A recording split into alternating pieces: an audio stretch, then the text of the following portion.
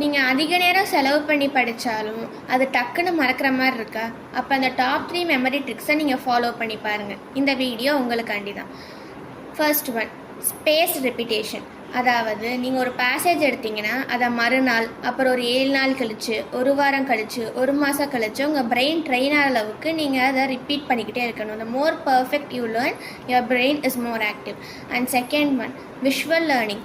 அதாவது ஒரு பேசேஜே பார்த்து படிக்காமல் அதை உங்களுடைய பிரெயின் ட்ரெயின் ஆகிற அளவுக்கு ஒரு டிஃப்ரெண்ட்டான மைண்ட் மேப், ஃப்ளோ சார்ட் இந்த மாதிரி நீங்கள் சேஞ்ச் பண்ணி படிங்க. அதை அதிகமாக டெக்கரேட் பண்ணாமல் ஓரளவுக்கு வந்துட்டு நீட்டாக ஆர்கனைஸ்டாக இருக்கிற மாதிரி பார்த்துக்கோங்க.